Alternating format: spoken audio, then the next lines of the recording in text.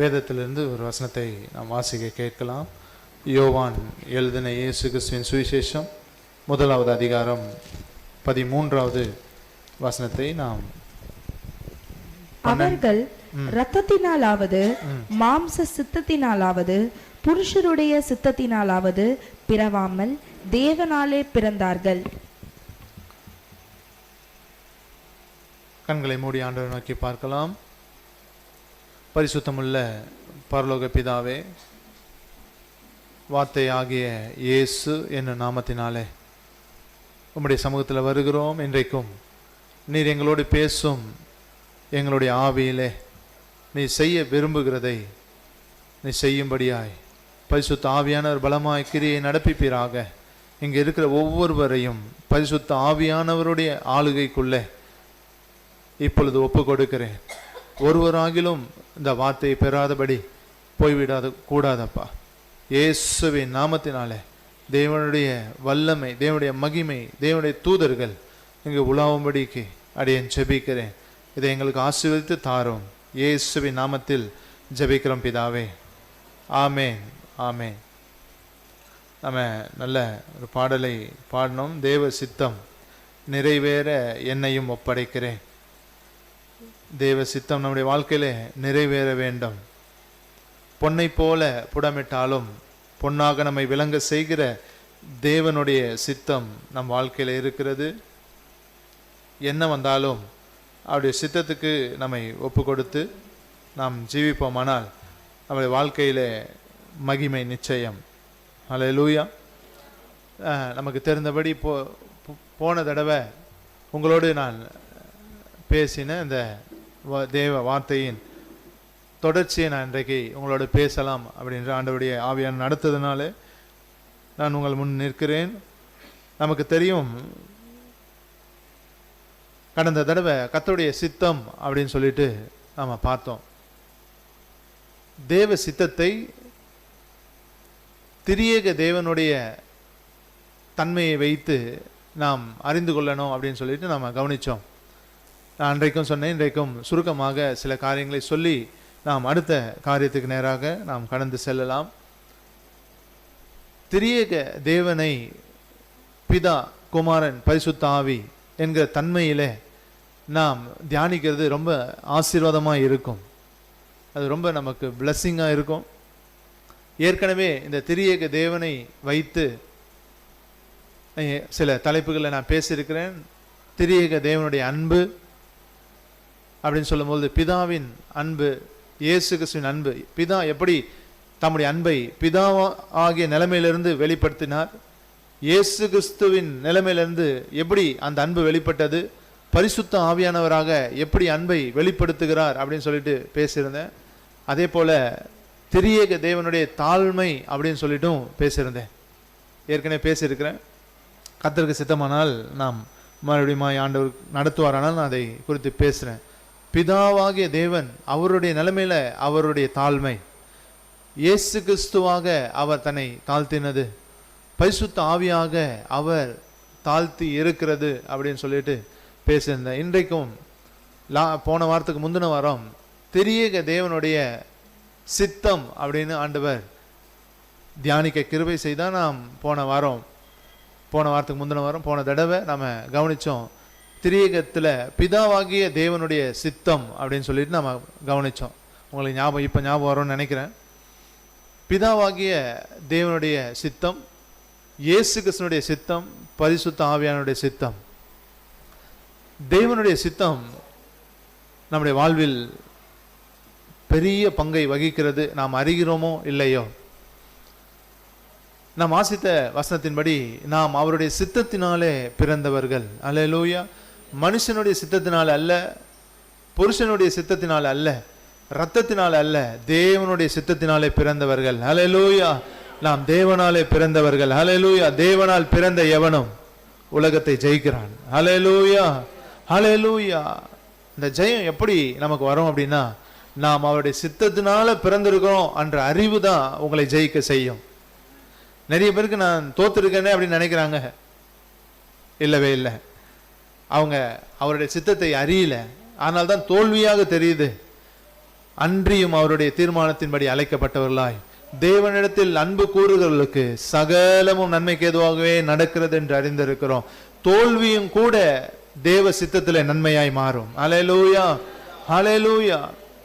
தேவனுடைய சித்தத்தை குறித்ததான ஒரு அறிவு, ஒரு தெளிவு நிச்சயமாய் நமக்கு வேண்டும். அதனால தான் நான் மறுபடியுமாய் இதை நான் உங்களுக்கு சொல்றேன். கர்த்தர் நம்மை ஆசீர்வதிப்பார். தேவனுடைய சித்தம் அப்படின்னு வரும்போது இன்னும் கொஞ்சம்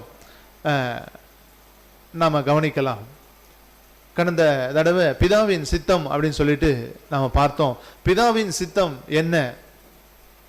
பரமண்டலங்களில் இருக்கிற எங்கள் பிதாவே, உம்முடைய நாமம் பரிசுத்தப்படுவதாக, உம்முடைய ராஜ்யம் வருவதாக, பரலோகத்தில் உம்முடைய சித்தம் செய்யப்படுவது போல அப்படின்னு வாசிச்சோம். பரலோகத்தில் தேவ சித்தம் செயல்படுகிறது. அதுல முக்கியமானது தேவனுடைய ஆராதனை, தேவனை ஆராதிக்கிற தன்மை. பிதாவின் சித்தம் அப்படின்னு சொல்லும்போது அவரை ஆராதிக்கிறது பிதாவின் சித்தம். அதனால நம்ம அவரை ஆராதிக்கணும் அப்படின்னு நான் உங்களுக்கு சொன்னேன்.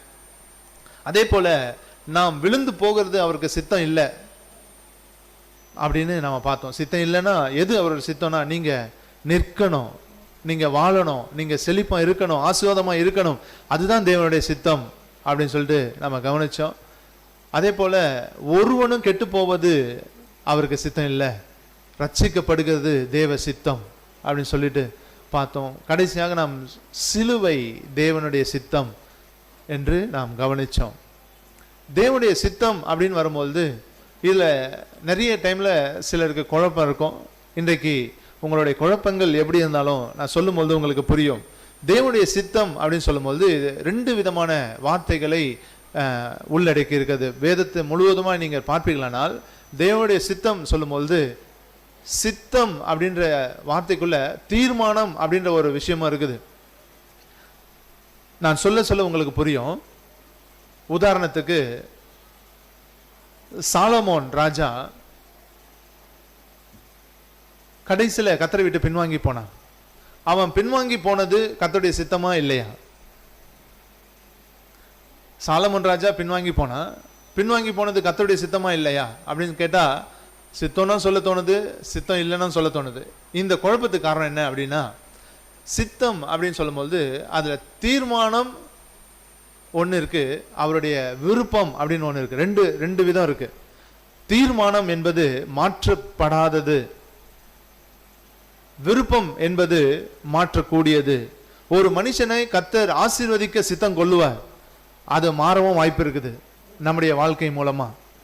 ஒரு ஜனத்தை, ஒரு கூட்டத்தை கர்த்தர் அழிக்க சித்தமானார், அதை மாற்றக்கூடிய மனிதர்கள் வேதத்தில் இருந்திருக்கிறாங்க.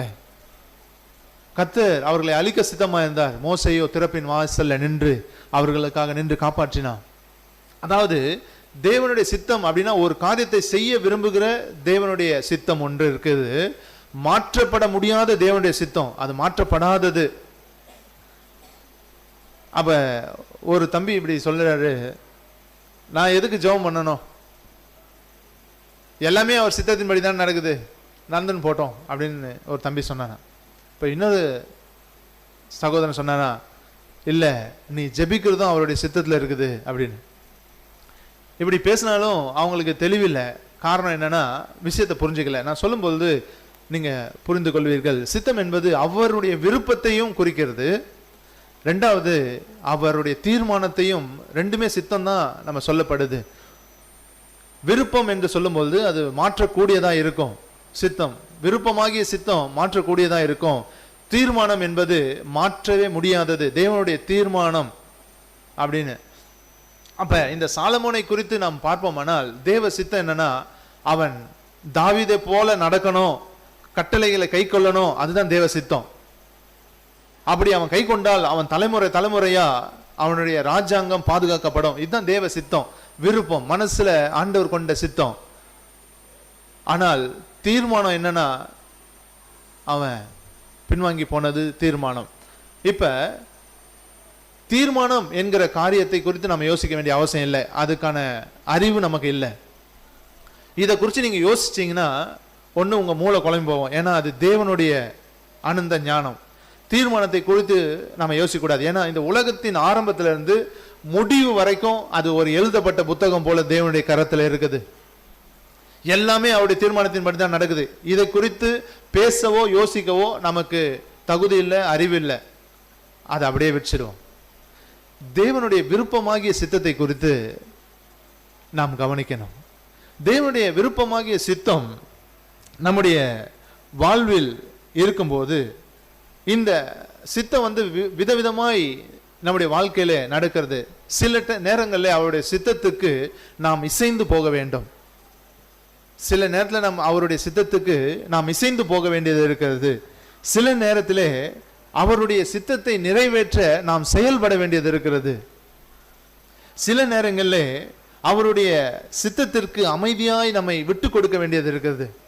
சில நேரங்களில் அவருடைய சித்தத்தை அனுபவிக்க வேண்டியது இருக்கிறது. இது மாதிரி அவருடைய சித்தம் நம்முடைய வாழ்க்கையில பல விதங்களில் செயல்படுகிறது. ஓரளவுக்கு புரிந்திருக்கும்னு நினைக்கிறேன். தேவனுடைய சித்தம் நம்முடைய வாழ்க்கையில மகிழ்ச்சியை கொடுக்குதோ இல்லையோ, ஆனா மகிமையை கொண்டு வரும். ஹல்லேலூயா, ஹல்லேலூயா, ஹல்லேலூயா. இந்த சித்தத்துக்கு நம்மை அர்ப்பணிக்கணும். அதான் அந்த பாடல் பாடணும். தேவ சித்தம் நிறைவேற என்னை அர்ப்பணிக்கிறேன். என்ன வந்தாலும் சரி, கர்த்தருடைய சித்தத்துக்கு என்னை அர்ப்பணிக்கிறேன். ஹல்லேலூயா, ஹல்லேலூயா. வேத வசனம் சொல்லுகிறபடி அன்றியும் அவருடைய தீர்மானத்தின்படி அழைக்கப்பட்டவர்களாய் தேவனிடத்தில் அன்பு கூறுகளுக்கு சகலமும் நன்மைக்கு ஏதுவாகவே நடக்கதென்று அறிந்திருக்கிறோம். ஹல்லேலூயா, ஹல்லேலூயா. இந்த சித்தம் நம்ம தீர்மானத்தின்படி அழைத்திருக்கிறார். அதில் தான் நம்முடைய ரட்சிப்பினுடைய பலன் இருக்குது. ஹல்லேலூயா. கர்த்தர் உங்களை ரட்சிப்பின் பலன் எவ்வளவு ஸ்ட்ராங் தெரியுமா? தீர்மானம். அதை மாற்றவே முடியாது. ஹல்லேலூயா. வசனம் சொல்லுது, அன்றியும் அவருடைய தீர்மானத்தின்படி அழைக்கப்பட்டவர்கள் நாம். ஹல்லேலூயா. எத்தனை பேர் விசுவாசிக்கிறீங்க? நான் அவருடைய தீர்மானத்தின்படி அழைக்கப்பட்டவன். இந்த ரட்சிப்பை ஒருவரால மாற்ற முடியாது. ஹல்லேலூயா, ஹல்லேலூயா. அந்த நம்பிக்கையில தான் அப்போஸ்தலனாகிய பவுல் சொல்லுகிறார், மரணமானாலும் ஜீவனானாலும் நிகழ்காரியங்களானாலும் வருங்காரியங்களானாலும் தேவ தூதர்களானாலும் கிறிஸ்து இயேசுவில் உள்ள தேவனுடைய அன்பை விட்டு என்னை பிரிக்க மாட்டாது என்று நிச்சயித்திருக்கிறேன். ஹல்லேலூயா. ஏன்னா அது தீர்மானத்தின்படி என்னை அழைத்தார். அதுல மாற்றமே இருக்காது. ஹல்லேலூயா, ஹல்லேலூயா. அவருடைய தீர்மானத்தின்படி அவர் நம்மை அழைத்திருக்கிறார். தேவ மனிதனாகிய C.H. Spurgeon, Charles H. Spurgeon என்கிற தேவ மனுஷன், அவர் சொல்றாரு, என்னுடைய ரட்சிப்பு என்னுடைய பலவீனமான நம்பிக்கையை பொறுத்து அல்ல, அவருடைய பலமான கிருபையை பொறுத்து இருக்குது. எத்தனை பேருக்கு புரிஞ்சதுன்னு தெரியல. அவர் சொல்றாரு, நான் பெற்ற ரட்சிப்பு என்னுடைய பலவீனமான நம்பிக்கையை பொறுத்து, பலவீனமான நம்பிக்கையின் வாழ்க்கையை பொறுத்து அல்ல, பலமான அவருடைய கிருபையை பொறுத்து இருக்கிறது. ஹல்லேலூயா, ஹல்லேலூயா. அவருடைய தீர்மானத்தின்படி நாம் அழைக்கப்பட்டிருக்கிறோம். கவலை வேண்டாம். அவருடைய சித்தத்தை செய்ய உங்களுடைய இருதயம் திரும்பட்டும். ஹல்லேலூயா.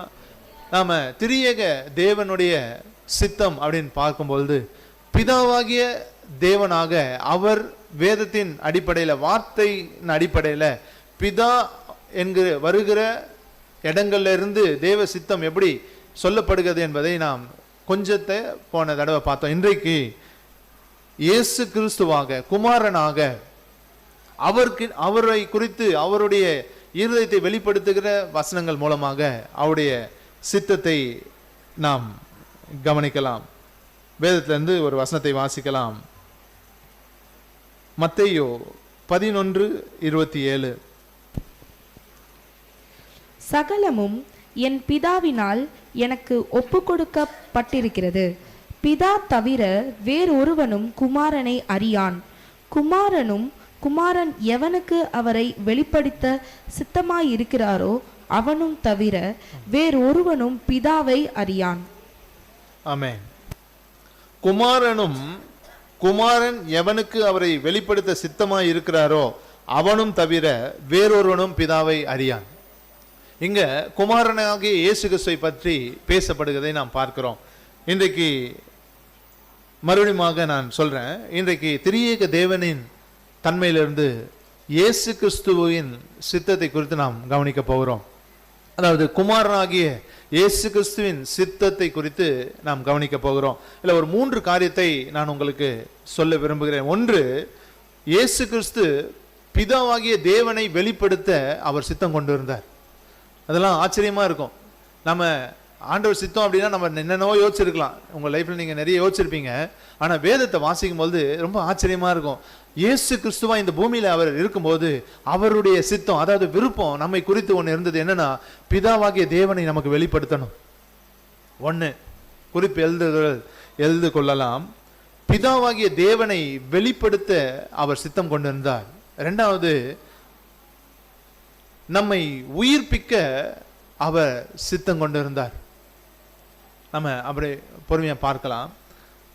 இன்னொரு இடத்துல வேதத்துல பார்க்கிறோம், நாம் பொறுமையா இருக்கணும் அப்படின்னு அவர் சித்தம் கொண்டிருக்கிறார். இந்த மூன்று காரியத்தை இன்றைக்கு நாம் பார்க்கலாம். முதலாவது, பிதாவாகிய தேவனை வெளிப்படுத்த அவர் சித்தமுள்ளவராய் இருக்கிறார். நாம் வாசித்த இந்த மத்தேயு சுவிசேஷம் 11:27 சொல்லுகிறது, சகலமும் என் பிதாவினால் எனக்கு ஒப்பு கொடுக்கப்பட்டிருக்கிறது. பிதா தவிர வேறொருவனும் குமாரனை அறியான். குமாரன் எவனுக்கு அவரை வெளிப்படுத்த சித்தமாய் இருக்கிறாரோ அவனும் தவிர வேறொருவனும் பிதாவை அறியான். குமாரன் எவனுக்கு அவரை வெளிப்படுத்த சித்தமாய் இருக்கிறாரோ அப்படின்னு எழுதப்பட்டு, குமாரன் சித்தமா இருக்கிறார். என்ன, எதுக்கு சித்தமா இருக்காருன்னா பிதாவை வெளிப்படுத்தணும். இயேசு கிறிஸ்து இந்த பூமிக்கு வந்ததனுடைய நோக்கங்கள்ல பிரதான நோக்கங்கள்ல ஒன்று, பிதாவை நமக்கு வெளிப்படுத்தணும். பிதாவை வெளிப்படுத்தணும். அநேக வார்த்தைகளை நாம் வேதத்துல பார்க்கிறோம். அடிக்கடி ஆண்டவர் சொல்றாரு, பிதா, என் பிதா, பிதாவும் நானும் ஒன்றா இருக்கிறோம், என் பிதா என்னை தனியே இருக்க விடவில்லை, பிதாவே இவர்களுக்கு மன்னியும் அப்படின்னு சொல்லிட்டு அநேக காரியங்களை அவர் நமக்கு சொல்லுகிறார். அந்த பிதாவை அவர் வெளிப்படுத்த சித்தமாய் இருக்கிறார். இவரை நாம் அறிந்து கொள்ள வேண்டும் தானே. தேவன் விருப்பப்பட்டா இதை நாம் அறிந்து கொள்ளணும்.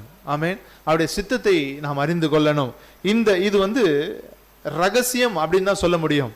திரியேகம் என்பதே ஒரு ரகசியம். திரியேக தேவனுடைய ரகசியத்துல இது ஒண்ணு. குமாரன் பிதாவை வெளிப்படுத்த சித்தமா இருக்கிறது. இன்னொரு வசனத்தை வாசித்தா உங்களுக்கு புரியும். கொலேசையர் நிருபம் 2வது அதிகாரம் 2வது வசனத்தை நாம் வாசிக்க கேட்கலாம்.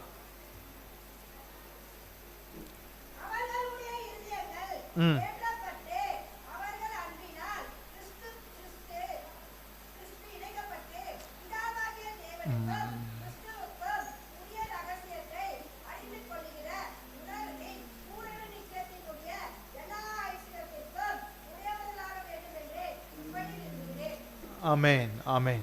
ஒரு தடவை மைக்கில் படிச்சிடலாமா? ஏன்னா அந்த ஆன்லைனில் போகிறதுனால வெளியே கேட்காது. மைக் எல்லாம் படிச்சா வெளியே கேட்காது. மற்றபடி ஒன்றும் இல்லை. ஒரு தடவை படிக்கலாம். அவர்களுடைய இருதயங்கள் தேற்றப்பட்டு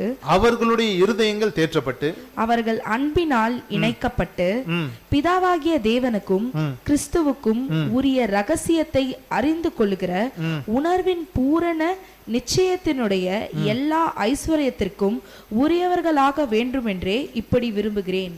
ஆமென். உண்மையா சொல்லுங்க, எத்தனை பேருக்கு புரிஞ்சது? 90% மேல புரிஞ்சிருக்காதுன்னு நினைக்கிறேன். மறுபடியும் நம்ம அதை கவனிக்கலாம். வசனம் சொல்லுது, அவர்களுடைய இருதயங்கள் தேற்றப்பட்டு அவர்கள் அன்பினால் இணைக்கப்பட்டு.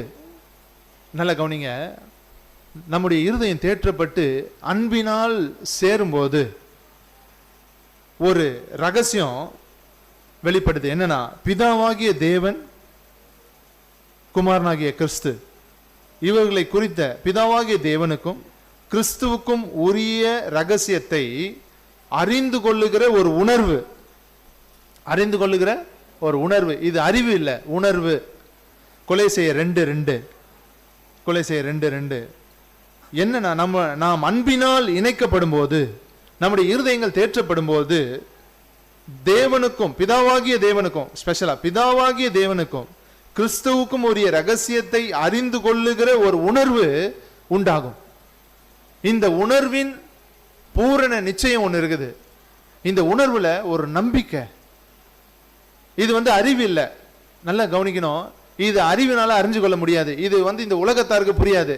அவங்க கேட்பாங்க, என்னையா இவர் பிதான்னு சொல்றாரு, அவரே காப்பாத்திக்க முடியல, என்ன மன்னியன்னு சொல்றாரு, என்னை ஏன் கைவிட்டேன்னு சொல்றாரு, இப்படின்னு உலகத்தார் பேசுவாங்க, மற்ற மதத்தினர் பேசுவாங்க. அவங்களுக்கு புரியாது, நம்மளுக்குமே புரியாது தான். ஆனா வசனம் சொல்லுது இது அறிவு இல்லை, புரிஞ்சு கொள்றதுக்கு உணர்வு. ஹல்லேலூயா. இந்த உணர்வின் பூரண நிச்சயத்தின் வாசி, உணர்வினுடைய பூரண நிச்சயத்தினுடைய எல்லா ஐஸ்வர்யத்திற்கும் நீங்கள் உரியவர்கள் ஆக வேண்டும் என்றே இப்படி விரும்புகிறேன். ஹல்லேலூயா. புரியுதா? பிதாவாகிய தேவனுக்கும் கிறிஸ்துவுக்கும் இருக்கிற ரகசியத்தை நீங்க புரிஞ்சிட்டீங்கன்னா அந்த உணர்வு உங்களை ஐஸ்வர்யவான்களாக மாற்றும். ஹல்லேலூயா. இந்த ஐஸ்வர்யத்திற்கு நீங்கள் உரியவர்கள் ஆக வேண்டும் என்றே நான் விரும்புகிறேன் அப்படின்னு எழுதுறேன். இயேசு கிறிஸ்து பிதாவாகிய தேவனை வெளிப்படுத்த விரும்பினார். அவரை நாம் புரிந்து கொள்ள வேண்டும். திரியேகத்தின் ரகசியம் இது தெரியாதனால ஒரு முறை பாஸ்டர் சாம்சுந்தரம் ஐயா அவங்க சொன்னாங்க, சர்ச்சுக்கு வந்துட்டு இருந்த ஒரு சகோதரன் திடீர்னு சர்ச்சுக்கே வரலையா, வர்றது நின்று போச்சு. சரி வீட்டுக்கு போய் பார்க்கலாம் அப்படின்னு சொல்லிட்டு வீட்டுக்கு போனா, தம்பி ஏன் நீ சர்ச்சுக்கு வரல அப்படின்னு கேட்டா அந்த தம்பி சொன்னானா, நமக்கு ஒரு கடவுளா 3 கடவுளா? எடுத்தவனே அந்த கேள்வி தான் கேட்டானா. சர்ச்சுக்கு ஏன் வரல அப்படின்னு சொன்னா, ஒரு கடவுளா 3 கடவுளா அப்படின்னு சொல்லிட்டு அந்த தம்பி கேட்டானா. ஏன்னா அறிவுபூர்வமா இதை அறிய நினைச்சதுனால அவனுடைய வாழ்க்கையில பின்மாற்றம் வந்துடுச்சு. தயவு செய்து அறிவுபூர்வமாய் நீங்க அறிய விரும்ப வேணாம். அது உணர்வு, ஒரு நம்பிக்கை, பூரண நிச்சயம். அவர்தான் ஒருவர், அவர் ஒருவரே. ஹல்லேலூயா. அவர்தான் தேவன், அவர்தான் குமாரன், அவர்தான் பரிசுத்த ஆவியானவர். ஹல்லேலூயா. அந்த நிச்சயம் நம்மை ஆசீர்வதிக்கும். ஹல்லேலூயா. பிதாவை நமக்குள்ள வெளிப்பாடாய் நாம் பெற்றிருக்க வேண்டும். ஹல்லேலூயா. ஹல்லேலூயா. கர்த்தர் நம்மை ஆசீர்வதிப்பார். நான் சொன்னேன் இது அறிவு அல்ல, உணர்வு. எவ்வளவுதான் அவன் தம்பிக்கு பாஸ்டர் சொல்ல விரும்பினாலும், சாம்சன் ஐயா சொன்னா எப்படி சொல்லியிருப்பார் யோசிச்சு பாருங்க. எவ்வளவு விளக்குனாரா, ஆனா அந்த பையன் மனம் திரும்பவே இல்லை. காரணம் அறிவை வைத்து தேடுகிறதுனால கர்த்தருடைய அநேக ஆசீர்வாதங்களை இன்றைக்கு இருக்கிற கிறிஸ்தவ ஜனங்கள் அறிந்து கொள்றது இல்லை. அவங்க எல்லாம் என்ன நினைக்கிறாங்கன்னா, ஆண்டவர் கொடுக்கிற எல்லா ஆசீர்வாதங்களும் ரொம்ப கஷ்டப்பட்டு நம்மளுடைய அர்ப்பணிப்பினால நம்மளுடைய முயற்சினால வாங்கணும் அப்படின்னு நினைச்சதுனால, எல்லாமே ரொம்ப கஷ்டப்பட்டு தான் ஆண்டவர்கிட்ட வாங்கணும், உபவாசம் ஜெபம் போராட்டம் அப்படின்னு சொல்லி தான் வாங்கணும்னு நினைக்கிறதுனால தான் நிறைய கிடைக்கவே மாட்டுது. அவர் சிலுவையினால நமக்கு எல்லாத்தையும் கொடுத்துட்டார். ஹல்லேலூயா. அவர் கொடுக்காம அவரிடத்தில் வைத்துக் கொண்டிருக்கிற ஒரு ஆசீர்வாதம் கூட அவர் கையில இல்லவே இல்லை. எல்லாவற்றையும் சிலுவையிலே அவர் கொடுத்து விட்டார். ஹல்லேலூயா. அவரையே நமக்காக கொடுத்தார். ஹல்லேலூயா. அதை விட என்ன ஒரு பெரிய ஆசீர்வாதம் வேணும்? அவர் நமக்குள்ளே வாசம் பண்ணுகிறார். ஆமென். ஹல்லேலூயா. ஒரு சகோதரன் இப்படியாய் என் இடத்துல சொன்னாரு, இந்த திரியேக காரியங்களை நான் அவனுக்கு சந்தேகம் இருந்தது. முதல்ல அந்த தம்பிக்கு சந்தேகம் இருந்தது.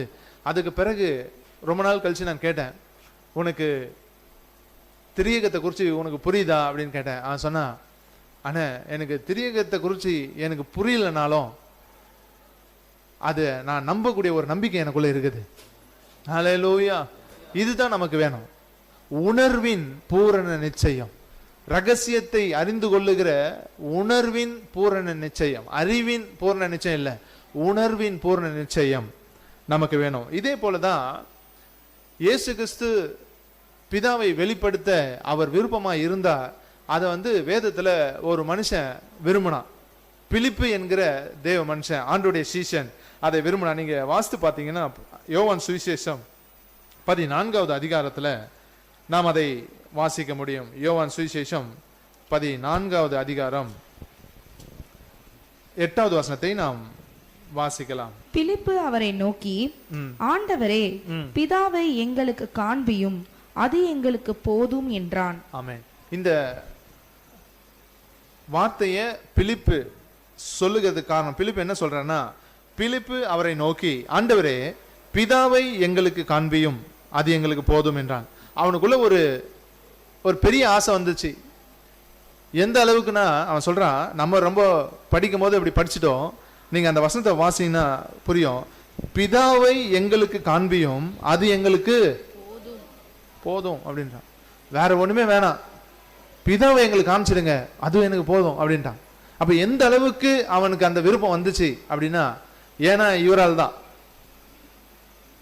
இவர் எப்ப பாரு பிதா பிதான்றாரு. முன்னாடி வசனம் வாசிங்க, தெரியும்.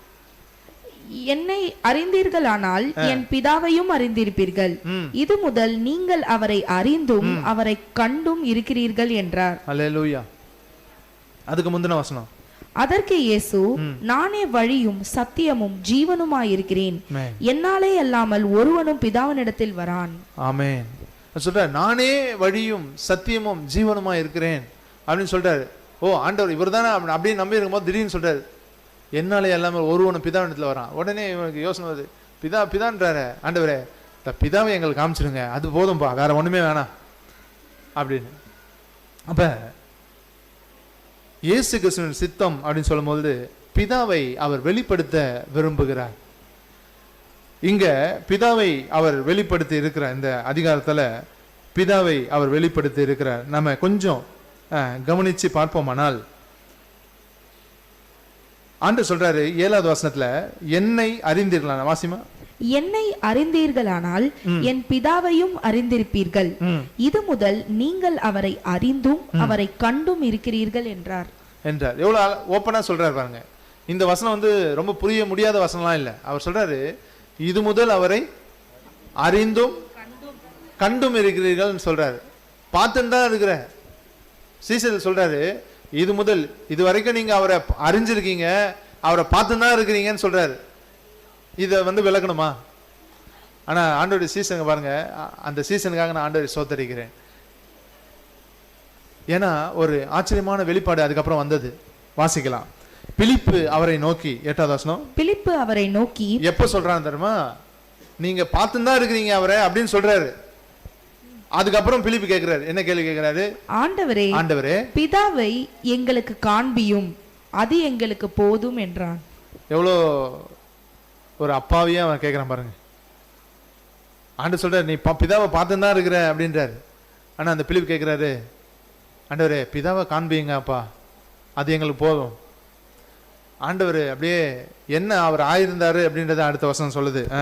அதற்கு இயேசு, பிலிப்புவே, இவ்வளவு காலம் நான் உங்களுடனே கூட இருந்தும் நீ என்னை அறியவில்லையா? என்னை கண்டவன் பிதாவை கண்டான். அப்படி இருக்க பிதாவை எங்களுக்கு காண்பியும் என்று நீ எப்படி சொல்லுகிறாய்? அல்லேலூயா. எவ்வளவு ஒரு ஆச்சரியமான வெளிப்பாடு பாருங்க. அது சொல்றாரு, எங்க ஆன்சர் இருக்குன்னா, ஆண்டவர் சொல்றாரு, பிலிப்புவே, ஆண்டவர் டயர்டா ஆயிருப்பார், வெளிப்படுத்த அவர் சித்தமா இருந்தார். இன்னைக்கு கூட எவ்வளவு பேருக்கு உள்ள புரியுதுன்னு தெரியல. ஆண்டவர் சொல்றாரு, பிலிப்புவே சொல்லிட்டு சொல்றாரு, இவ்வளவு காலம் உன் கூடவே இருந்தோம், நீ பிதாவை அறியவில்லையான்னு சொல்ல. நல்லா கவனிக்கணும். இவ்வளவு காலம் நான் உங்க கூட இருந்தோம், நீ பிதாவை அறியவில்லையான்னு கேட்டிருந்தா அவன் கேட்ட கேள்வி கரெக்ட். ஆண்டு சொல்றாரு, இவ்வளவு காலம் நான் உன் கூட இருந்தோம், நீ என்ன அறியல? பிதாவை காண்பின்னு சொன்னவனுக்கு என்ன நீ அறியலையே அப்படின்னு சொல்ற பதில் என்ன பதில்? அதுக்கப்புறம் சொல்றாரு, ரொம்ப ஓப்பனா பேச முடியாததுனால மறுபடியும் பழைய நிலைமைக்கு வராரு. என்னை கண்டவன் பிதாவை கண்டான். அப்படி இருக்க பிதாவை எங்களுக்கு காண்பியும் என்று நீ எப்படி சொல்லுகிறாய்? இதுக்கு பதில் நான் எப்படி உனக்கு சொல்லுது? ஹல்லேலூயா, ஹல்லேலூயா, ஹல்லேலூயா. இயேசு கிறிஸ்துவின் சித்தம் பிதாவை வெளிப்படுத்துகிறது. இதை குறித்து பேசும்போது இதனால எனக்கு என்ன ஆசீர்வாதம் கிடைக்கும், இதனால எனக்கு என்ன கிடைக்கும் அப்படின்னு யோசிக்கிறது கிறிஸ்தவம் அல்ல. இதெல்லாம் கிறிஸ்தவத்தின் ஆனந்தமான அனுபவங்கள். அல்லேலூயா. பிதாவை வெளிப்பாடாக இருதயத்தில் பெறுகிறது, சந்தோஷத்தை கொடுக்கிறது. இந்த வெளிப்படுத்தக்கூடிய சித்தத்தை நாம் அறியும் போது நம்முடைய வாழ்க்கையில் இருக்கிற குழப்பங்கள் நீங்குகிறது. திரியேக தேவனை அறிகிறதுனால நமக்கு விசுவாசம் பிறக்கிறது. என்னன்னா, பிதாவாகிய தேவன் இயேசு கிறிஸ்துவாக பரிசுத்த ஆவியானவராக நமக்குள்ளே இருக்கிறார். ஹல்லேலூயா. திரியேக தேவன் நமக்குள்ளே வாசம் பண்ணுகிறார். ஹல்லேலூயா, ஹல்லேலூயா. ஆண்டவர் சொன்னார், நானும் என் பிதாவும் வந்து வாசம் பண்ணுவோம். ஆமென். நமக்கு குழப்பத்தை நீக்குகிறது, விசுவாசத்தை கொடுக்கிறது. இந்த அறிவு கிறிஸ்தவ வாழ்க்கையில நம்மை வளர்ச்சி அடைய செய்யும். சில பேருக்குலாம் இந்த குழப்பம் வந்துச்சுன்னா ஜெபமே பண்ண முடியாது. ஜெபம் பண்ணா நான் பிதா கிட்ட பண்றேனா, ஏசாமி கிட்ட பண்றேனா, பரிசுத்த ஆவியானவர் கிட்ட பண்றேனான்னு யோசிக்க தோணும். நோ, இயேசு கிறிஸ்து பிதாவை வெளிப்படுத்த சித்தமாயிருந்தார். ஹல்லேலூயா. இரண்டாவதாக இயேசு கிறிஸ்துவின் சித்தம், அவர் உயிர்ப்பிக்க சித்தமாயிருக்கிறார். வாசிக்கலாம். யோவான் சுவிசேஷம் 5வது அதிகாரம் 21வது வசனத்தை நாம் வாசிக்க கேட்கலாம். யோவான் சுவிசேஷம் 5:21. பிதாவானவர் மரித்தோரை எழுப்பி உயிர்ப்பிக்கிறது போல குமாரனும் தமக்கு சித்தமானவர்களை உயிர்ப்பிக்கிறார். குமாரனும் தமக்கு சித்தமானவர்களை உயிர்ப்பிக்கிறார். அவருக்கு சித்தமானவர்களை அவர் உயிர்ப்பிக்கிறார் அப்படின்னு சொல்லும் போது, சிலரை உயிர்ப்பிக்கிறது அவருடைய சித்தம். சிலரை உயிர்ப்பிக்கிறது, சில காரியங்களை உயிர்ப்பிக்கிறது அவருடைய சித்தம். முதல் இயேசு கிறிஸ்துவின் சித்தத்துல நான் முதல் காரியம் சொன்னேன், பிதாவை வெளிப்படுத்துகிறது தேவ சித்தம். இரண்டாவது, உயிர்ப்பிக்கிறது, சிலரை சில காரியங்களை உயிர்ப்பிக்கிறது இயேசு கிறிஸ்துவின் சித்தம். இதுல ஒரு சில காரியங்களை நாம் பார்க்கலாம். இந்த இரண்டாவது குறிப்புல ஒரு சில உப குறிப்புகளை நாம் பார்க்கலாம். என்ன அப்படின்னா, பின்மாற்றத்தில் இருக்கிறவர்களை ஆண்டவர் உயிர்ப்பிக்க விரும்புகிறார். கிறிஸ்தவத்தில் பின்மாற்றம் அப்படின்னு அந்த பட்டியலில் இருக்கிற நிறைய கிறிஸ்தவங்க எப்படி தான் இருக்காங்க, ஆண்டவரை விட்டு தூரம் போனவங்க, வாண்டா அப்படின்னு தூரம் போனவங்க ரொம்ப பேர் இல்லை, கூட்டத்துக்குள்ளேயே தொலைஞ்சு போனவங்க தான் நிறைய பேர் இருக்காங்க. அவங்களுடைய ஆவிக்குரிய வாழ்க்கை பின்மாற்றம். கர்த்தரை விட்டு தூரம் போகன ஜனமே, மனுஷனே, மகனே, மகளே, கர்த்தர் உன்னை உயிர்ப்பிக்க விரும்புகிறார். உன்னை உயிர்ப்பிக்கிறது இயேசு கிறிஸ்துவின் சித்தம். குமாரனுடைய சித்தம் உன்னை உயிர்ப்பிக்க விரும்புகிறார். நீங்க வேதத்துல நமக்கு ரொம்ப அறிந்த ஒரு சம்பவம் உண்டு. லூக்கா சுவிசேஷம் 15வது அதிகாரத்தை நாம் வாசிப்போமானால் அதுல ஆண்டவர் ஒரு 3 சம்பவங்களை சொல்றாரு. காணாமல் போன ஆடு, காணாம போன வெள்ளிக்காசு, காணாம போன குமாரன். இப்படி அவர் சொல்லும்போது, காணாமல் போனது அப்படின்னா பின்வாங்கி போனது. பின்வாங்கி போன அந்த குமாரன் அவர்கிட்ட சேரணும்னு அவர் விரும்புறார். நான் சொன்ன முதல்ல சித்தம் அப்படின்னா அவருடைய விருப்பம். அவன் மகன் சேரணும் அப்படின்னு ஆண்டவர் விரும்புறார். எல்லா விஷயத்தின் மேலையும் அவர் அதை யோசிக்கிறது இல்லை, தமக்கு சித்தமானவர்களை உயிர்ப்பிக்கிறார். ஹல்லேலூயா, ஹல்லேலூயா. இன்றைக்கு நம்மோடு கூட அவர் பேசுகிறார் என்றாலே நாம் அவருக்கு சித்தமானவர்கள். ஹல்லேலூயா. இதை கேட்டுக்கொண்டிருக்கிற தேவ ஜனமே, மகனே, மகளே, இந்த வார்த்தை உன்னை நோக்கி வருகிறது. உன்னை உயிர்ப்பிக்கிறது இயேசு கிறிஸ்துவின் சித்தம். இயேசுவை விட்டு, தகப்பனை விட்டு தூரம் போனாயோ, இன்றைக்கு உன்னை குறித்து தகப்பனுக்கு ஒரு சித்தம் இருக்கிறது. உன்னை தேடி அது வருகிறது, உன்னை உயிர்ப்பிக்க அது விரும்புகிறது.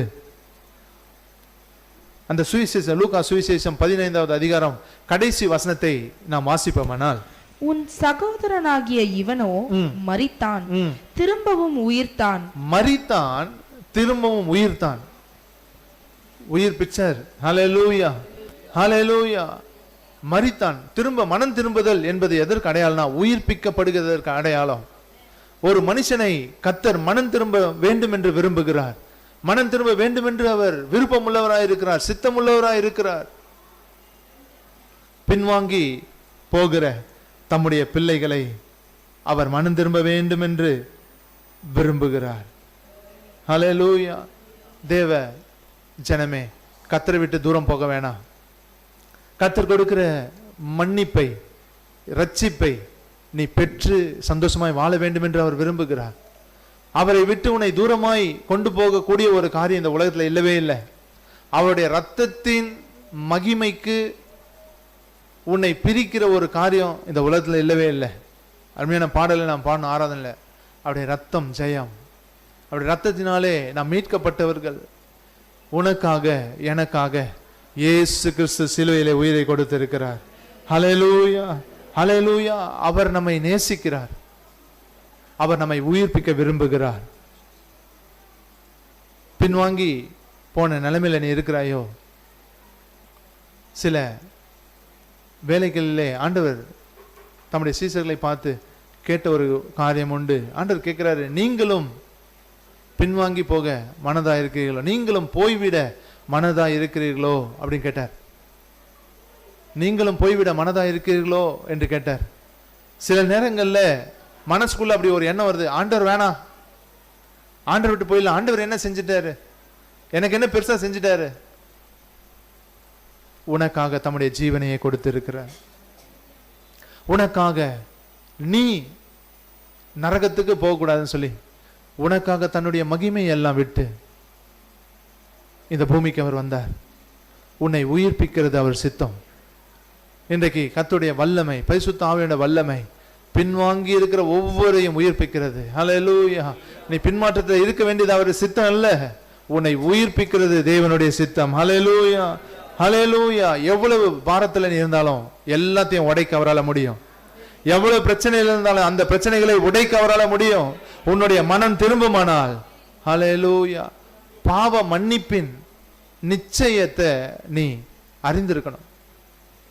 உன்னுடைய நடக்கைகள்னால அல்ல. நான் ஏற்கனவே சொன்னேன், தேவன் கொடுத்த பாவ மன்னிப்பாகிய ரட்சிப்பு என்னுடைய நம்பிக்கையில நிக்கல, அவருடைய கிருபையில நிக்குது. ஹல்லேலூயா, ஹல்லேலூயா, ஹல்லேலூயா. எஃப் கொடுங்க. ஜீசஸ். நீ தேடும் நிம்மதி இயேசு தருகிறார். நீ தேடும் நிம்மதி இயேசு தருகிறார். நீ நாடும் விடுதலை அவரிடம் உண்டு. நீ நாடும் விடுதலை அவரிடம் உண்டு. பாவ மன்னிப்பின் நிச்சயத்தை பெற்றுக்கொள்ள வேண்டும். பரலோகத்தில் ஓரிடம் நீ பெற வேண்டும். பாவ மன்னிப்பின் நிச்சயத்தை பெற்றுக்கொள்ள வேண்டும். பரலோகத்தில் ஓரிடம் நீ பெற வேண்டும். இயேசு தருகிறார் என்று தருகிறார். இயேசு தருகிறார் என்று தருகிறார். அதற்காகத்தான் சிலுவையிலே ரத்தம் சிந்திவிட்டார்.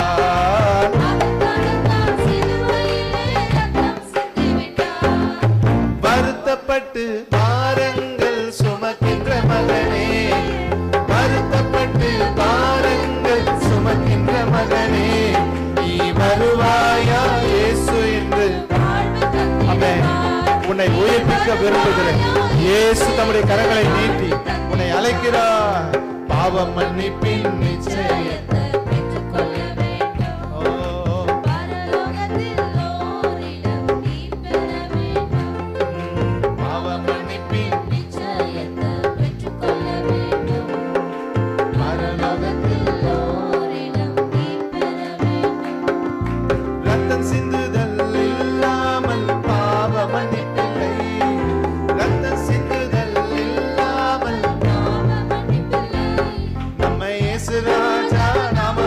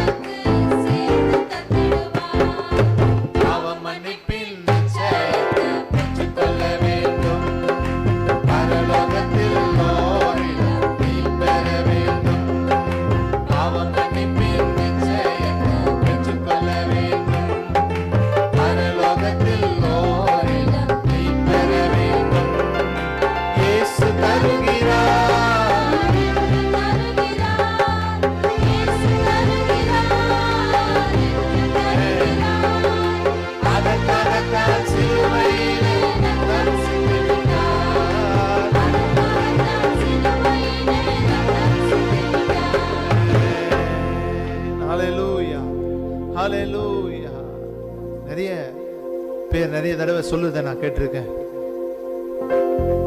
இயேசு அறிஞ்சு என் வாழ்க்கை இப்படிதானே இருக்குது, என் வாழ்க்கை மாறலையே, என் காரியங்கள் மாறலையே, இன்னும் என் புருஷன் ரட்சிக்கப்படல, இன்னும் இந்த காரியங்கள் மாறல, இன்னும் ஆசீர்வதிக்கப்படல, இன்னும் இந்த கடன் பாரம் மாறல அப்படின்னு சொல்லுகிறவர்கள் உண்டு. ஆனால் அவர்களுக்கு நான் சொல்லுகிற பதில் என்ன தெரியுமா? இன்றைக்கும் கர்த்தரை அறியாமல், இயேசுவின் ரட்சிப்பை அறியாமல் மரித்தவர்கள் வேதனைக்குள்ள இருக்கிறாங்க. அவங்க சொல்றாங்க, ஐயோ என்னை யார் காப்பாற்றுவாங்க? இந்த இடத்துல நான் மனம் திரும்ப விரும்புகிறேன், ஆனா வாய்ப்பு இல்லையே. இந்த பூமியில எனக்கு எதுவுமே வேணாம், எனக்கு சொத்து சுகம் வேணாம், சொந்த பந்தங்கள் வேண்டாம், வீடு எதுவுமே வேண்டாம், சாப்பாடு வேண்டாம், நல்ல சுகம் கூட வேண்டாம், வியாதி இருக்கட்டும், எவ்வளவு பெரிய வியாதி இருந்தாலும் பரவாயில்ல, நான் பூமியில இருந்துருவேன், ஆனா இங்க இருக்க முடியல அப்படின்னு சொல்லிட்டு கதறுகிறார்கள். அந்த வேதனைக்கு உன்னை தப்பு வைக்கும்படியாய் நீ விரும்புகிற இந்த பூமியில நீ விரும்புகிற நீ நினைக்கிற ஒண்ணு கிடைக்கல நினைக்கிற ஒண்ணுக்காக நீ இயேசு வேணான்னு சொல்றல. ஆனால் உனக்காக அவர் செய்தது என்ன தெரியுமா? நீ சகிக்க முடியாத ஒரு வேதனையை தடுக்கும்படியாக உன்னுடைய பாவங்களை சிலுவையிலே தன்மேல் சுமந்தார்.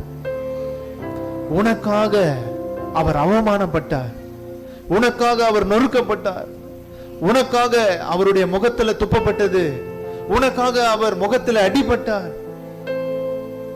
அவமான சின்னமாய் சிலுவையில தொங்கினார். உனக்காக எல்லாத்தையும் அவர் சகிச்சார் தானே? நீ அவருக்காக கொஞ்சம் கூட சகிக்க மாட்டியா? உன்னுடைய ஆசீர்வாதம் தான் உனக்கு முக்கியமா? உன்னுடைய வாழ்க்கையில உனக்கு ஏற்பட்ட இழப்புகள் தான் உனக்கு பெருசா? உன்னை நேசிக்க தன்னையே தந்தவர் அவருக்காக நீ ஏன் இழக்க விரும்புற? நீ ஏன் சகிக்க முடியாம போகுது? அவர் உன்னை உயிர்ப்பிக்க விரும்புகிறார். இயேசுவே உயிர்ப்பியும் என்று நீ கேட்பாயானால் உன்னை மறுபடியும் முந்தின சீருக்கு கொண்டு வந்து உன்னை மகிமைப்படுத்த அவர் வல்லவராய் இருக்கிறார். ஆமென், ஆமென். இயேசு கிறிஸ்துவின் சித்தம் உயிர்ப்பிக்க விரும்புகிறார். அவர் உயிர்ப்பிக்க சித்தமாயிருக்கிறார். பின்வாங்கி போனவர்களை அவர் உயிர்ப்பிக்கிறார். இரண்டாவதாக ஒரு வசனத்தை வாசிக்கலாம். மார்க்கு சுவிசேஷம் 3வது அதிகாரம் 13வது வசனத்தை நாம் வாசிக்க கேட்கலாம். 3:13. பின்பு அவர் ஒரு மலையின் மேல் ஏறி தமக்கு சித்தமானவர்களை தம்மிடத்தில் வரவழைத்தார். அவர்கள் அவரிடத்திற்கு வந்தார்கள். பின்பு அவர் ஒரு மலையின் மேல் ஏறி தமக்கு சித்தமானவர்களை, யார்? இயேசு கிறிஸ்து தமக்கு சித்தமானவர்களை அவர் உயிர்ப்பிக்கிறார், தம்மிடத்தில் வரவழைக்கிறார். என்ன அவர் சித்தம்? இதுல அவருடைய சித்தம் என்ன இருக்கு அப்படின்னு சொன்னா 14வது வசனம் வாசிக்கலாம். அப்பொழுது அவர் 12 பேரை தெரிந்து கொண்டு அவர்கள் தம்மோடே கூட இருக்கவும் பிரசங்கம் பண்ணும்படியாக தாம் அவர்களை அனுப்பவும் வியாதிகளை குணமாக்கி பிசாசுகளை துரத்தும்படி அவர்கள் அதிகாரம் உடையவர்களாய் இருக்கவும் அவர்களை ஏற்படுத்தினார். இந்த வசனத்திலே 3 காரியம் இருக்குது அவர் சித்தத்தை குறிச்சு. 1 14 வாசிமா. 1 வியாதிகளை அவர்கள் தம்மோடு கூட இருக்கவும் பிரசங்கம் பண்ணும்படியாக 2வது தாம் அவர்களை அனுப்பவும் 3வது வியாதிகளை குணமாக்கி பிசாசுகளை துரத்தும்படி அவர்கள் அதிகாரமுடையவர்களாய் இருக்கவும் அவர்களை ஏற்படுத்தினார். இது இயேசு கிறிஸ்துவின் சித்தம். நான் சொல்லும்போது உங்களுக்கு புரியும். ஒரு முறை பாஸ்டர் சாம் சுந்தரம் ஐயா அவங்க இந்த வசனத்திலிருந்து ஒரு செய்தியை பேசிக்கொண்டதை நான் கேட்டேன். ஒரு 3 அழகான குறிப்புகளை சொன்னார். இயேசு கிறிஸ்துவின் விருப்பம், இயேசு கிறிஸ்துவின் சித்தம், இயேசு கிறிஸ்துவுடைய வேலை, his wish, his will, his work. அவருடைய விஷ், his wish என்ன தெரியுமா? நீ அவரோடு இருக்கணும். with him, அதான் அவருடைய விஷ். அவர் சொன்னார், முன்ன மனசுல அப்படியே இருக்குது, his wish is with him. நீ அவரோடு இருக்கணும். with him, by him, for him அப்படின்னு பேசினார். அவர்கள் தம்மோடு இருக்க அவர் விரும்புகிறார். அது சித்தம், ஆண்டவர் சித்தம். ரெண்டாவது, அவருடைய சித்தம் என்னன்னா, அவர்கள் பிரசங்கம் பண்ணும்படி அனுப்ப அவர் விரும்புகிறார், ஊழியம் செய்ய அவர் விரும்புகிறார். மூன்றாவது, அவருக்காக சில வேலைகளை செய்ய விரும்புகிறார். நம்ம கவனிக்கலாம், நீங்கள் அவரோடு இருப்பது அவர் சித்தம். ஹல்லேலூயா. நீங்கள் அவரோடு இருப்பது அவர் சித்தம். பெர்கமன்ஸ் ரொம்ப அழகா அதை புரிஞ்சு பாடுறார். உம்மோடு இருப்பது தான் உள்ளத்தின் வாஞ்சையா. நீங்கள் இயேசுவோடு இருக்கிறது அவருடைய சித்தம். நீங்க அந்த வசனத்தை வாசிச்சீங்கன்னா தெரியும். 13 சொல்லுது, அவர் தமக்கு சித்தமானவர்களை தம்மிடத்தில் வரவழைத்தார் அப்படின்னு சொல்லிட்டு, வரவழைச்சவர் அவர் சித்தமானவர்களை வரவழைச்சி, சித்தமானவர்களிடத்துல அவர்களுடைய சித்தம் என்ன அப்படின்னா, அவர்கள் தம்மோடு இருக்கணும் அப்படின்னு நினைக்கிறார். நீங்க ஆண்டவர்கிட்ட போய் கேட்டீங்கன்னா முதல் அவருடைய சித்தம் என்ன சொல்றாருன்னா, நீங்க என் கூட இருக்கணும், நீ என் கூட இருக்கணும். ஆண்டவருடைய கிருபையினால 2022 ஆண்டு என்னுடைய வேலையை நான் ராஜினாமா செய்யும் பொழுது ஆண்டவர் என்னோட இடைப்படுதலை என்னால் உணர முடிஞ்சது. நான் ப்ரேயர் பண்ணி கொண்டிருக்கும் பொழுது எனக்குள்ள ஒரு பெரிய எப்படி சொல்லுதுன்னு தெரியல, அந்த மாதிரி 2 தடவை தான் எனக்கு அப்படி நடந்திருக்கு. ஒரு பெரிய அழுத்தம், இல்லை முழுமையா ஆண்டவருக்காக வரணும் அப்படின்னு சொல்லிட்டு ஆவியானவருடைய அசைவு. அப்போ என்னால் அதை அக்செப்ட் பண்ண முடியல. நான் ப்ரேயர் பண்ணி முடிச்சுட்டு பைபிள் வாசிக்கணும். பைபிள் வாசிக்கும் போது ஏதோ ஒரு பக்கத்தை எடுத்து ஆண்டவர் பேசணும் அப்படின்னு சொல்லி கூட நான் வாசிக்கல. என்னோட ரெகுலரான வேத பகுதியை எடுத்தேன். மார்க் 3, 13, 14, 15 நான் வாசித்தேன். வாசிக்கும் போது வசனத்தை மறுபடியும் வாசிங்க. பின்பு அவர் ஒரு மலையின் மேல் ஏறி தமக்கு சித்தமானவர்களை தம்மிடத்தில் வரவழைத்தார். அவர்கள் அவரிடத்திற்கு வந்தார்கள். அப்பொழுது அவர் 12 பேரை தெரிந்து கொண்டு அவர்கள் தம்மோடு கூட இருக்கவும் பிரசங்கம் பண்ணும்படியாக தாம் அவர்களை அனுப்பவும் வியாதிகளை குணமாக்கி பிசாசுகளை துரத்தும்படி அவர்கள் அதிகாரம் உடையவர்களாய் இருக்கவும் அவர்களை ஏற்படுத்தினார். ஹல்லேலூயா. இந்த வசனத்தை படிச்சேன் பாருங்க, அவ்வளோதான், முடிவு பண்ணியாச்சு. அவ்வளோ நேரம் இந்த குழப்பம்லாம் தீர்ந்துருச்சு. எந்த வார்த்தை என்னை தொட்டதுன்னா, அந்த வசனத்தை வாசிக்கும் போது, அப்பொழுது அவர் 12 பேரை தெரிந்து கொண்டு அவர்கள் தம்மோடு கூட இருக்கவும், இந்த வார்த்தையை படித்தவனுமே முடிவு பண்ணிட்டேன், ஆண்டவர் அவரோடு இருக்க சித்தம் கொண்டு இருக்கிறார். ஹல்லேலூயா, ஹல்லேலூயா. அவருடைய ஆசையிலேயே பெரிய ஆசை நீங்க அவர் கூட இருக்கிறது தான். எத்தனை பேர் அவர் கூட இருக்கிறீங்க? எத்தனை பேர் அவர் கூட வாழ்றீங்க? இன்னைக்கு நம்ம சர்ச்சுக்கு வரோம், நம்ம கிறிஸ்தவன் சொல்லிக்கிறோம், இல்லை பாட்டு பாடுறோம், ஆராதனை செய்கிறோம், அவர் கூட வாழ்கிறோம் அப்படின்னு உங்களால் சொல்ல முடியுமா? இயேசு உங்களை நேசிக்கிறார், இயேசு கிறிஸ்து உங்களை நேசிக்கிறார். அவர் கூட நீ வாழணும். அவர் கூட வாழ்றது அவருடைய சித்தம். இந்த உலகத்தோடு ஒத்து வாழ்கிறது அவருடைய சித்தம் இல்லை. ஆண்டவர் சொன்னாரு, யோவான் சுவிசேஷம் 17 வாசிக்க வேண்டாம், நான் உலகத்தான் அல்லாதது போல இவர்களும் உலகத்தார் அல்ல. உலகத்தோடு இவங்க இருக்க மாட்டாங்க, என் கூட இருப்பாங்க. என்னுடைய நாமத்தை அவர்களுக்கு நான் கொடுத்திருக்கிறேன். கேட்டின் மகன் கெட்டு போனானே ஒழிய இவர்கள் ஒருவரும் கெட்டு போல. ஹல்லேலூயா, ஹல்லேலூயா. இவர்கள் நீர் எனக்கு தந்தவர்கள் பிதாவே, இவர்கள் நீர் எனக்கு தந்தவர்கள், ஒருவனும் என் கையிலிருந்து, என் பிதாவின் கையிலிருந்து பறித்து கொள்ள முடியாது. ஹல்லேலூயா. அவர் அவ்வளவு சொந்தம் பாராட்டுறாரு. நமக்கு நம்முடைய இருதயம் எப்படி இருக்குது? ஏதாவது ஒரு காரியம் ஆகணும்னா நம்ம அவர்கிட்ட வருமா ஒழிய அவர் கூட வாழணும்னு உங்களுக்கு விருப்பம் இருக்கா? இயேசு கிறிஸ்துவின் சித்தம் அவர்கள் தம்மோடு இருக்கணும், அவர்கள் தம்மோடு இருக்கணும். யோவான் சுவிசேஷம் 1வது அதிகாரத்தில் நாம் வாசிக்கும் போது ஒரு வசனம் அருமையா சொல்லுது.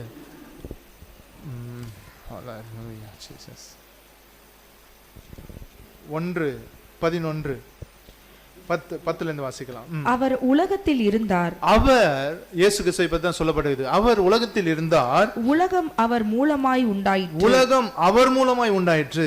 உலகமோ அவரை அறியவில்லை. உலகமோ அவரை அறியவில்லை. 11 அவர் தமக்கு சொந்தமானதிலே வந்தார். அவருக்கு சொந்தமானவர்களோ அவரை ஏற்றுக்கொள்ளவில்லை. சிலுவை இங்கேயே அவருக்கு ஆரம்பிச்சிச்சு. அவர் ரொம்ப ஆசாசியா வந்தாரு. என் சொந்தம், நான் உயிரையே கொடுத்துருக்கேன், எல்லாத்தையும் செஞ்சிருக்கேன் அப்படின்னு சொல்லிட்டு ஆசாசியா இன்னைக்கு நம்மளை தேடி வந்திருக்காரு. ஆனா அவருக்கு சொந்தமானவர்களா இல்லை. நீங்கள் அவரோடு இருக்கிறது அவர் சித்தம். இயேசுவோடு இருப்பீங்களா? அவரோடு இருக்க உங்களை ஒப்பு கொடுங்க. அவரோடு இருக்கிறதுனா என்ன? உங்க நினைவு அவராய் மாறட்டும். அவரோடு தனியா நேரத்தை செலவு செய்ய விரும்புங்க. கர்த்தர் உங்களை ஆசீர்வதிப்பார்.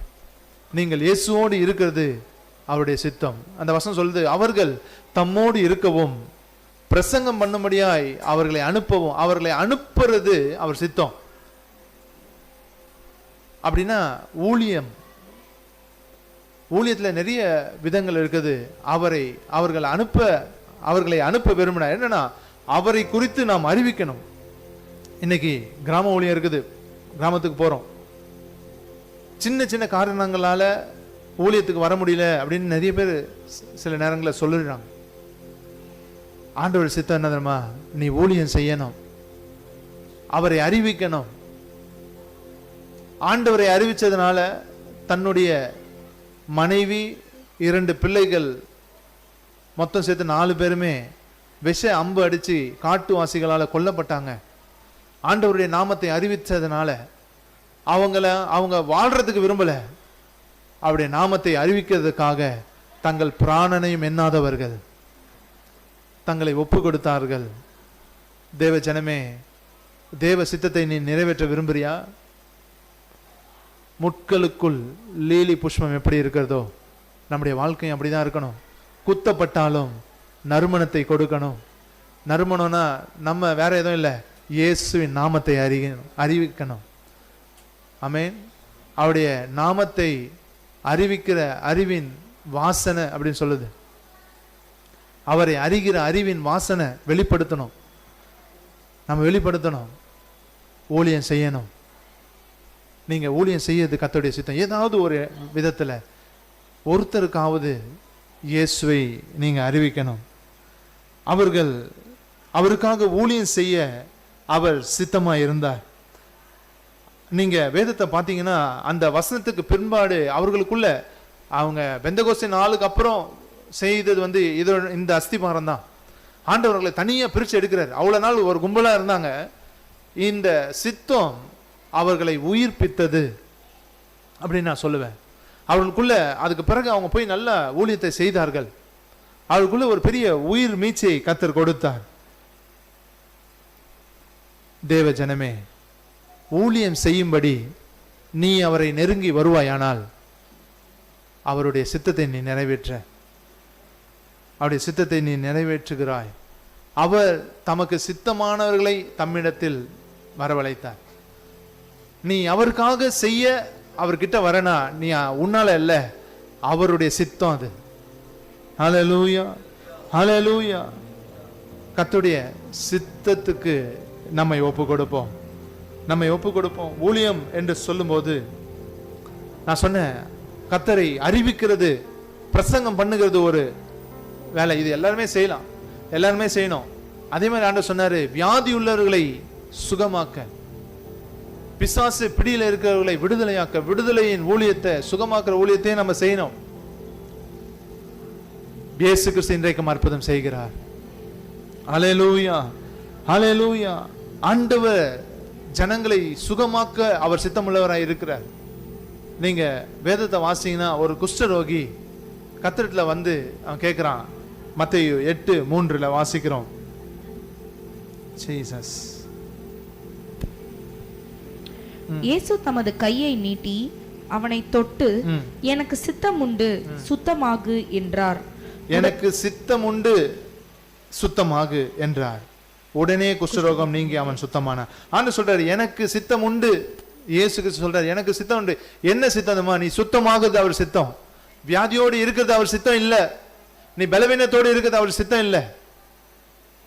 நீ விடுதலை வாங்குறதுக்காக இந்த வார்த்தையை கேட்கல, விடுதலை வாங்கி கொடுக்கிறதுக்காக இந்த வார்த்தையை உன்னோட பேசுறார். உனக்கு அருகில் இருக்கிறவனுக்கு நீ ஜெபம் பண்ணு, கர்த்தருடைய நாமத்தினால விசுவாசித்து ஜெபம் பண்ணு. ஆண்டவர் நமக்கு அதிகாரத்தை கொடுத்திருக்கிறார். எனக்குள்ள இருக்க பெரிய ஒரு நம்பிக்கை என்ன தெரியுமா? ஒவ்வொரு மனுஷனும் சுகமா இருக்க பிதா விரும்புறார். இயேசு கிறிஸ்து நம்ம சுத்தமாகணும் சுகமாகணும்னு அவர் விரும்புறார். ஒரு மனுஷனுக்கு ஜெபிக்கும் போது இவன் சுகமாக வேண்டும் தான் கர்த்தர் விரும்புறாரு அப்படின்றது நம்ம மனசுல நிலைச்சிருந்ததுன்னா விசுவாசம் தானா வரும். ஆமென். இயேசு கிறிஸ்து எல்லாரையும் சுகமாக்க விரும்புகிறார் என்ற உண்மையை புரிந்தவன் மட்டுமே சுகத்துக்காக உண்மையை ஜெபிக்க முடியும். ஜெபிங்க, வேலை செய்ய போது அவர் தானே சுகத்தை கொடுக்க போறாரு. ஜெபிக்கிறது அப்படின்றத விட கட்டளையிடுங்க. ஆண்டவர் சொன்னாரு, ஹீல் த சிக், வியாதியஸ்தரை குணமாக்குங்கள்ன்றார். வியாதியஸ்தர்களுக்கு போய் ஜெபம் பண்ணுங்கன்னு சொல்ல, வியாதியஸ்தர்களை குணமாக்குங்க. Heal the sick, pray for சிக்னு சொல்ல, ப்ரே பண்ணுங்கன்னு சொல்ல, ஹீல் த சிக், வியாதி உள்ளவர்களை குணமாக்குங்க. ஆண்டவர் சொல்ற, குணமாக்குங்க. செய்யணும், தைரியமா செய்யுங்க. 10 தடவை செஞ்சீங்கன்னா 2 தடவையாவது அற்புதம் நடக்கும். ஆமென், நடக்கும். ஒரு தேவ மனுஷன் இப்படியே சொன்னாரு, ஆண்டவரை விசுவாசிக்கணும். ஒரு இடத்துல இப்போ அவர் சொல்லும்போது சொன்னார், ஒரு இடத்துல ஒரு டெட் பாடி இருக்குது, திடீர்னு ஒருத்தன் இறந்துட்டான். இப்போ நம்ம போய் ஜெபம் பண்ணலாம் அப்படின்னு தோணுது மனசுல, ஜெபம் பண்ணலாம், ஐயோ ஆண்டவர் செய்வார அப்படின்னு இப்படி ஜெபம் பண்ணலாம்னு சொல்லி போகும்போது, ஒருவேளை அவன் நம்ம ஜெபம் பண்ணி நின்று ஆண்டவர் இயேசு நாமத்துல எழுந்துரு அப்படின்னு சொன்னதுக்கு அப்புறம் அவன் உயிரோட வரலன்னா என்ன ஆகும்? என்ன ஆகும்? நீங்க இப்ப நான் சொல்லிட்டேன், தைரியமா போய் ஜெபம் பண்றீங்க, நல்லா ஆகல, இயேசு நாமத்துல ஜுரமே நீங்கி போ அப்படின்னு சொல்றீங்க, நல்லா ஆகல, என்ன பண்ணுவீங்க? என்ன நடக்கும்? அசிங்கமா இருக்கும், பரவாயில்ல. ஆனா எழுந்துட்டானா அவர் நாம மகிமைப்படும். ஹல்லேலூயா. நமக்கு வருகிற அசிங்கத்தை பத்தி கவலை இல்லை, நமக்காக அவர் அவமானப்பட்டார். நம்ம படுறதுலாம் ஒண்ணுமே இல்லை. தைரியமா சொல்லுங்க, தைரியமாய் கர்த்தருடைய நாமத்தை அறிவிங்க. 10 தடவை அசிங்கப்பட்டா கூட பரவாயில்ல, ஒரு தடவையாவது தேவன் மகிமைப்படட்டும். ஹல்லேலூயா. உங்களுடைய விசுவாசத்தை அவர் கனப்படுத்துவார். இன்றைக்கு அற்புத அடையாளங்க ஊழியங்களை செய்கிறவர்கள் இந்த வழியா தான் போனாங்க. அவங்க பல தடவை தோல்வியை சந்திச்சிருக்காங்க, பல தடவை அறிக்கையிட்டு எத்தனை பேர் சுகமாகாம தான் இருந்திருக்காங்க. அவன் ஓரல் ராபர்ட்ட ஒரு கேள்வி கேட்டாங்க, நீங்க எல்லாருக்கும் சுகமாக்குறா, லைனா நிக்கிறாங்க, வர எல்லாருக்கும் ஜெபிக்கிறார், சுகமாவது. பேட்டியாளர் ஒருத்தர் கேட்டாங்க, நீங்க உங்ககிட்ட ஜெபம் பண்ண வர ஒருத்தருக்கு சுகமாவலைன்னா என்ன பண்ணுவீங்க அப்படின்னு. அவர் சொன்னாரு, அடுத்தவனுக்கு ஜெபம் பண்ணுவேன். அவ்வளவுதான், சிம்பிள். அதை வச்சு நான் என்ன பண்ண முடியும்? நான் என்னுடைய வேலையை நான் செய்யறேன். அற்புதங்களை செய்கிறவர் தேவன். அல்லேலூயா. வியாதியஸ்தரை குணமாக்குங்க, பிசாசுகளை துரத்துங்கள் என்று ஆண்டவர் சொன்னார். வியாதிகளை குணமாக்குறது, பிசாசுகளை துரத்துகிறது தேவனுடைய சித்தம், இயேசு கிறிஸ்துவின் சித்தம். இதை புரிந்து கொண்டவர்கள் சுகம் அடைவார்கள், சுகமாக்குவாங்க. ஆமென், ஹல்லேலூயா. கர்த்தர் நல்லவர். கடைசியாக ஒரு காரியத்தை சொல்லி நாம் முடிக்கலாம். இயேசு கிறிஸ்துவின் சித்தம் சொன்ன பிதாவை வெளிப்படுத்துகிறது அவர் சித்தம். அவர் தம்முடையவர்களை உயிர்ப்பிக்க விரும்புகிறது அவர் சித்தம். தம்முடையவர்களை தம்மிடத்தில் அழைத்து அவர் உயிர்ப்பிக்கிறார். மூன்றாவது, நாம் பொறுமையா இருக்கிறது தேவனுடைய சித்தம். வாசிக்கலாம், லூக்கா சுவிசேஷம் 54வது வசனம், 9வது அதிகாரம் 54, 55.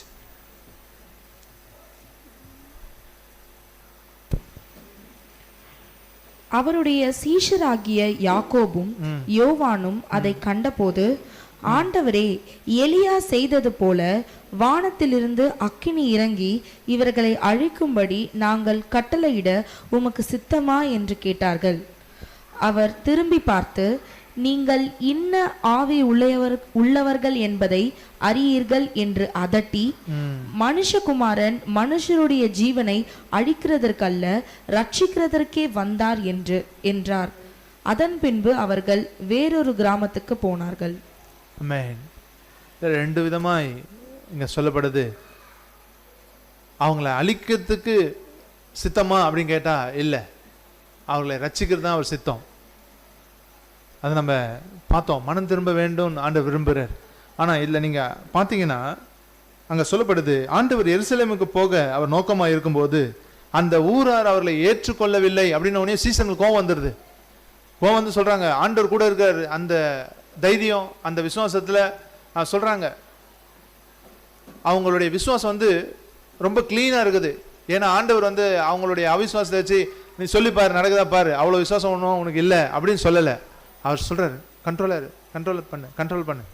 என்ன சொல்றாருன்னா, அவருடைய சீசனாகி யாக்கோபும் யோவானும் அதை கண்டபோது, ஆண்டவரே, எலியா செய்தது போல, 54வது வசனம், எலியா செய்தது போல வானத்திலிருந்து அக்னி இறங்கி இவர்களை அழிக்கும்படி நாங்கள் கட்டளையிட உமக்கு சித்தமா அப்படின்னு கேட்கிறாங்க. ஆண்டவர் இன்ன ஆவி உடையவர்கள் என்று அறியீர்களா? ஆண்டவர் சொல்றாரு, அவசரப்படாத, கோவப்படாத, பொறுமையா இரு. நீ கோவப்படுறது அவர் சித்தம் இல்லை,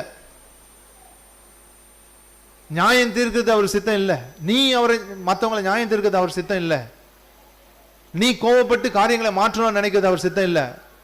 நிறைய பேர் நினைக்கிறாங்க, தப்பு தானே இதை நம்ம கேட்காம யார் கேட்கறது? சொன்னார், இன்னும் ஆவி உள்ளவர்கள் நீங்க அறியீர்களா? என் ஆவி உங்களுக்குள்ள இருக்குது. நான் எப்படி இருக்கேன்? சாந்தமும் மனத்தாழ்மையுமா இருக்கிறேன். ஹல்லேலூயா. இயேசுவை போல நாம் இருக்க வேண்டியது அவர் சித்தம். அவர் எப்படி இருக்க விரும்புறானா, கோபப்படுறது அவர் விருப்பம் இல்லை. நியாயம் தீர்ப்பது, பழி வாங்குவது அவருடைய சித்தம் இல்லை. நன்மையாய் காணப்படுகிற எதிர்காலம் மாற்றம் இல்லை, சூழ்நிலைகள் மாற்றம் இல்லை, நம்மை எதிர்க்கிற காரியங்களா இருந்தாலும் பொறுமையோட சிலுவைக்கு நேராய் நடந்து போவதே தேவனுடைய சித்தம். ஹல்லேலூயா. அவர் பொறுமையாய் இருக்க விரும்புகிறார். ஏன் இத நாம கற்றுக்கொள்ளணும் அப்படின்னா, ஒரு பில்லி சுனியம் செய்கிற ஒரு சகோதரி ரட்சிக்கப்பட்டாங்க. அவங்க சொல்றாங்க, ஒரு மனுஷன் ஆண்டவருடைய பிள்ளைக்கு விரோதமா அவங்க கிரியை செய்யணும் அப்படின்னா அவனை பேச வச்சா போதுமா சொல்றாங்க. அவனை பேச வச்சா போதும்.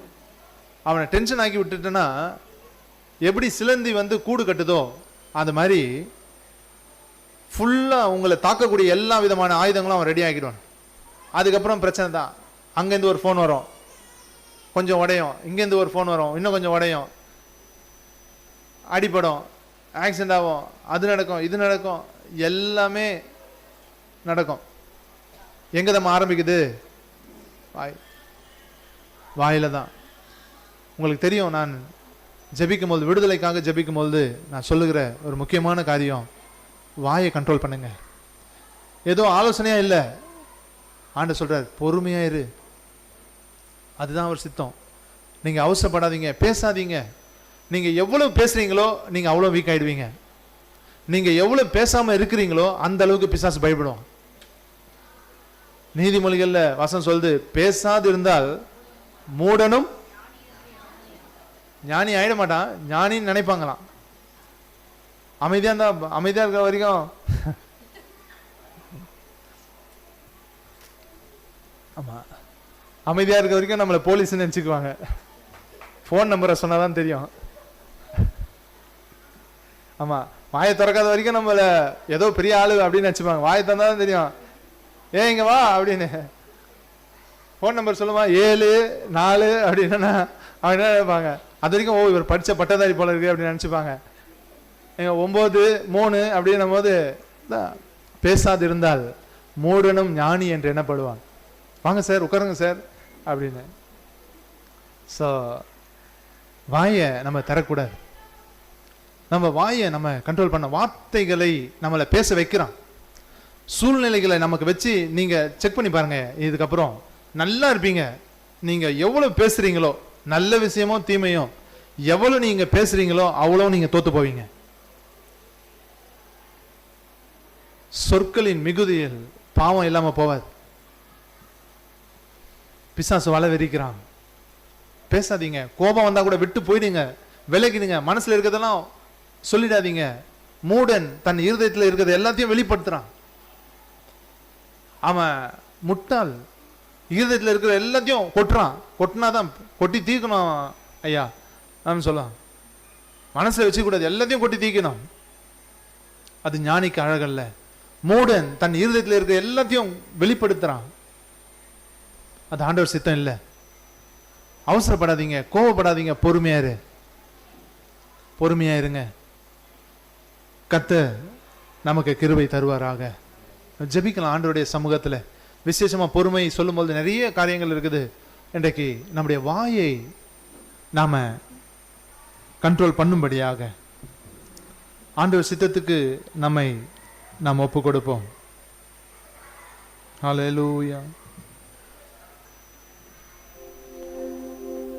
பொல்லாத அவயவம் நாவை கட்டி யாரையும் குறைவாக பேசாமலே எவ்வித பொய்யையும் பேசாமலே மனதார உண்மையை பேசிடவே பிரதிஷ்டையை யான் கிறிஸ்தேசுவில் தினம் ஜீவிக்கவே பிரதிஷ்டையில் நாடும் சிலுவைதானே இயேசுவை பின் செல்லுவே. மூடரின் நெஞ்சில் எழும்பும் கோபம் ஏழையின் நெஞ்சில் எழும்பாமலே மூடனை போலவே கோபம் கொள்ளே நாடுவேன் இயேசுவின் சாந்தமதை. மறுபடியும் பாடுவோமா?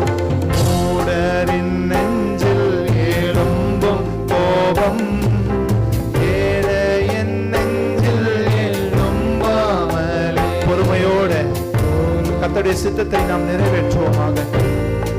ஆமென். நாடுவேன் இயேசுவின் சாந்தமதை பிரதிஷ்டையை. இழந்து போன பலிபீடங்கள் இன்றைக்கு புதுப்பிக்கப்படட்டும். இழந்து போன பலன் இன்றைக்கு புதுப்பிக்கப்படட்டும். உங்களுடைய வாயை, உங்களுடைய நாவை கர்த்தரிடத்தில் ஒப்பு கொடுங்க. ஓ, எந்த வீண் வார்த்தைகளும் எந்த கோப வார்த்தைகளும் உங்களுக்கு வேண்டாம். ஆண்டவரே, நீர் விரும்புகிற உங்களுடைய சித்தத்தின்படி என்னை நான் ஒப்பு கொடுக்கிறேன், என்னை ஒப்பு கொடுக்கிறேன். ஒருபோதும் முறையினேன் ஒன்றை கொண்டும் இருப்பேன் என் வாயை தான் மூடிக்கொண்டு ஜீவிப்பேன் எப்போதும் யோக்கியனாக ஆவியில் கபடங்கள் சற்றும் இன்றி. ஒருபோதும் முறையினேன் ஒன்றை கொண்டும் இருப்பேன் என் வாயை தான் மூடிக்கொண்டு ஜீவிப்பேன் எப்போதும் யோக்கியனாக ஆவியில் கபடங்கள் சற்றும் இன்றி. பிரதிஷ்டையை யார் புதுப்பிக்கிறேன்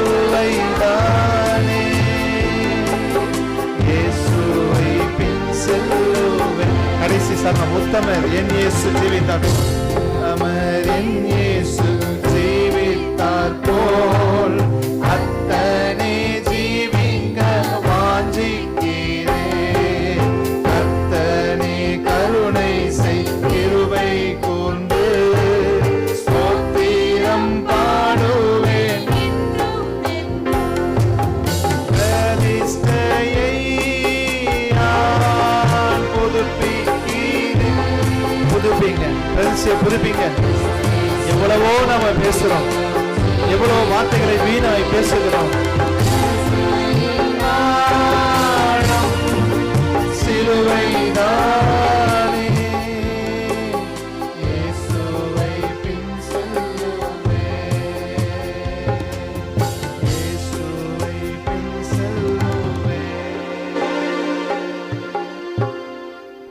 பொல்லாத அவயவம் நாவை கட்டி யாரையும் குறைவாக பேசாமலே, எவ்வித பொய்யையும் பேசாமலே, மனதார உண்மையை பேசிடவே, விரோதங்கள் மனதில் கொள்ளாமல் தீமையை சகிப்பேனே உம்முடைய கிருபையினால்.